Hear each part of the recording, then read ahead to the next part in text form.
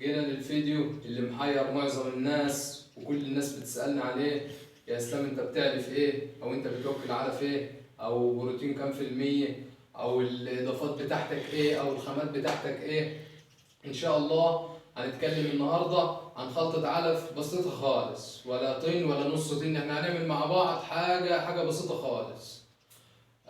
في الاول خليني اعرفكم بنفسي. معاكم اخوكم مستمع عبد الرؤوف، ودي قناتكم قناة المزرعة. وصلى على النبي ويلا بينا نبدأ إن شاء الله. في الأول كده خلينا نعرف يعني إيه علف، أو يعني العلف ده هو عبارة عن إيه؟ عندنا العلف عبارة عن طاقة، عبارة عن بروتين، عبارة عن ألياف. طيب معانا الطاقة اللي هي رقم واحد اللي هي الذرة الصفراء. طب معانا البروتين ده بقى فيه منه كذا نوع. عندنا فول الصويا 44 و46، عندنا الجلوتوفيد، عندنا بذرة القطن، عندنا بذرة الكتان، عندنا مصادر كتير للبروتين. وطبعا معانا الالياف اللي هي الرده. طب انت بتستخدم ايه يا عم اسلام في العلفه بتاعتك او في الخلطه بتاعتك او الحاجه اللي جايبه معاك نتيجه؟ انا ما بستخدمش غير 3 حاجات بس. بستخدم الذره الصفراء وفول الصويا والرده والاضافات، ما بستخدمش غير كده. في ناس طبعا بتستخدم تاني. وخليني اعرف حضراتكم حاجه في الاول وفي الاخر، الموضوع الاعلاف ده مدارس. يعني كل واحد وكل مزرعة هتلاقيه شغال بطريقة، وكل واحد شغال بطريقة عن التانية. المهم في الآخر النتيجة اللي بتطلع. مش معنى إن أنا بعمل كده يبقى أنا علفتي حلوة وعلفة الناس التانية وحشة، أو علفة الناس التانية وحشة وأنا علفتي حلوة. لا، ما بتتحسبش كده. بتتحسب معايا في التحويل. هو العلف ده أنا ده كله بعمله ليه في التحويل؟ العلف بتاعي بيظهر نتيجته إيه على الميزان. ماليش دعوة بقى أنا بحط إيه. يا رب أكون بوكل العجل اي حاجه، رمل او كيلو رمل ويحول معايا، بس المهم احول. طيب لو انت حضرتك ما بتعرفش تعمل علف او لسه حضرتك مبتدئ، وانا كلامي طبعا بالنسبه للكلام للناس المبتدئين، طبعا في ناس في المجال احنا بنتعلم منهم، فكلامي هنا للناس المبتدئه. لو انت ما بتعرفش تعمل، عندك علف جاهز، ممكن تجيب علف جاهز. علف جاهز زي ايه؟ عندنا ده علف مثلا، علف جاهز اهو. ده علف عجول صغيره في طن، ده علف جاهز. ممكن تشوف حضرتك اي شركه محترمه وتجيب منها ايه؟ علف جاهز. طب العلفه اللي احنا هنعملها مع بعض النهارده ان شاء الله، دي علفه انا بوكل العجل منها من 100 كيلو لحد 200 كيلو. يعني العجل من وزن العجل 100 كيلو لحد ما يوصل 200 كيلو، وانا بوكله من العلفه دي. طبعا احنا هنعمل كميه صغيره عشان خاطر ايه؟ ما تتركنش معانا وكده والعجل اللي جوه. طيب خلينا نبدأ مع بعض عشان ايه؟ عشان ما نضيعش ايه؟ وقت كتير بعض. قرب هنا عمرو شويه كده. طبعا معانا اهو. طبعا دي الذرة، دي مصدر الطاقة. حاجة ما شاء الله. تعالى كده في النور. حاجة ما شاء الله، حاجة محترمة كده. هي حضرتك لازم تكون الذرة ديت لازم تكون معاك ناعمة. لازم تكون ناعمة معاك، ما تكونش خاطر، ما تكونش حب ولا تكون نص حب. لازم تكون زي ما وريتها لحضرتك كده، تكون ناعمة خالص، عشان خاطر لو حب او نص حب هتنزل في الراس بتاع العجل. فلازم تكون مطحونة. طب مطحونة دقيق؟ لا، مش مطحونة دقيق، تكون مطحونة زي ما حضرتك ايه؟ زي ما حضرتك شفتها كده. دي دقيق؟ لا دي مش دقيق. طب معانا ايه تاني؟ معانا طبعا الردة اهو. كله عارف الردة. معانا الردة. طب معانا ايه تاني؟ معانا بقى ايه؟ معانا البروتين. البروتين اللي هو فول الصويا. فول الصويا هو حاجه ما شاء الله. الدهب الاصفر ده، طب ده 44 ولا ده 46؟ لا ده بروتينه 46. فرق ال 46 من ال 44 هو حوالي جنيه. فخليك شغال في ال 46 بس. المهم تجيبه من مصدر يكون موثوق منه، من مكان موثوق منه. طب خلينا مع بعض نقلب الخلطه كده. طبعا حضرتك وانت بتقلب ما ينفعش تقلب على الارض عشان خاطر الرمل، لو في حديد، لو في اي حاجه. طيب دي اوضه اهي، الارضيه واضحه في الصوره. الارضيه زي ما حضراتكم شايفين كده اهي. دي اوضه سيراميك. طب لو حضرتك ما عندكش سيراميك ممكن تكون اسمنت. طب لو حضرتك ما عندكش اسمنت وبتقلب شويات صغيره، ممكن تفرش مشمع وتقلب عليه. اي حاجه، بس المهم ما تقلبش على الارض عشان خاطر برضه ما تهدرش علف وتعرف في الاخر تكنس العلف ايه. تكون حاجه نظيفه وتكنس العلف وتلمه. طب احنا هنقلب مع بعض ان شاء الله. معانا اول حاجه هنفض اهوت، هنفض الرد.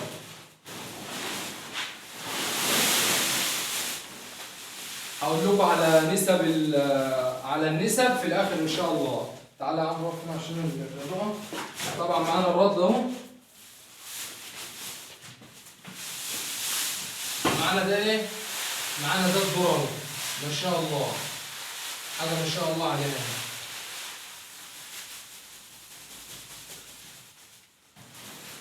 ومعانا طبعا معانا الذهب الاصفر كل الصور.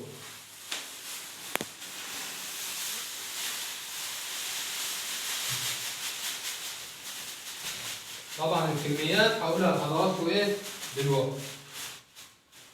معانا بقى اللي اهم من العلف ده كله، شايف حضرتك الاضافات ديت؟ ده بريميكس، ده بريميكس تسمين. الحاجات ديت مهمه، يعني الاضافات ديت علفتك، من غير الاضافات يعني انت كده بتضيع تعبك وبتضيع مجهودك، وحاجات يعني تعتبر ببلاش. طبعا في حاجات مستورده وحاجات غاليه وبافر وحاجات غاليه كده، انا طبعا بشتغل بالمصري، بشتغل بده حاجات حنينه وبتجيب نتيجه برده كويسه. طبعا ده بريميكس اهو. طبعا احنا قلنا يا جماعه الخلطه ديت 50 كيلو. هنقول طبعا الاضافات والكميات. ده بريميكس تسمين، طبعا حاطين اهو. الاضافات يا جماعه اهم حاجه. طبعا ده معانا ايه؟ ده فيتامين الف د 3 ايه. طبعا ده من الحاجات برضو المهمه. زي ما قلنا الاضافات بتاعه العلفه اهم من العلفه ذات نفسها. طبعا معانا ده برضو مضاد سموم.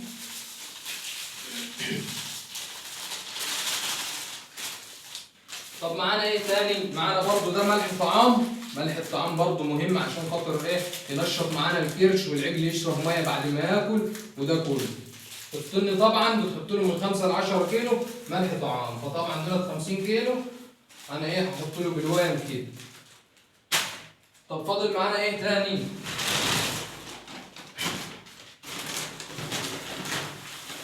شايف دي ايه؟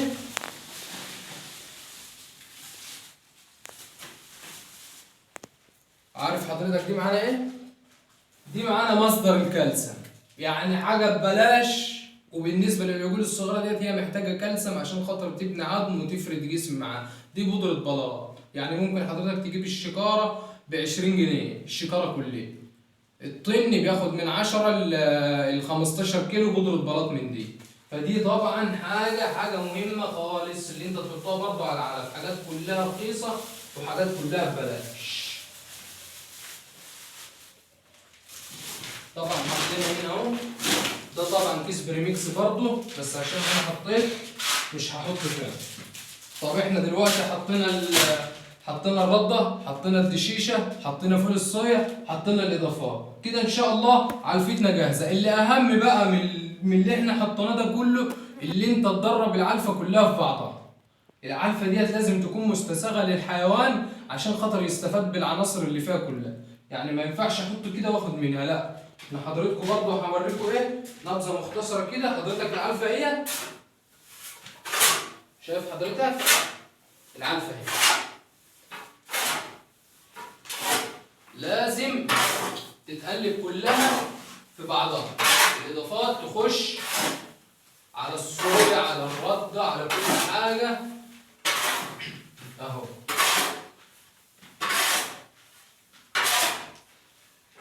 طبعا احنا زي ما عودناكم، احنا كل حاجه بنعملها من ارض المزرعه، وكل حاجه بنعملها مع حضراتكم عملي، سواء رش سواء تحصين سواء اي حاجه. احنا بنتعامل مع بعض من ارض الواقع. اللي انا بعمله بما يرضي الله بطلع وانا بعمله واقول لحضراتكم عليه. فما تضيعش تعبنا، وما تنساش تدينا لايك، وما تنساش تشترك بالقناه. طبعا احنا كده خلصنا؟ لا طبعا هردهم تاني اهو.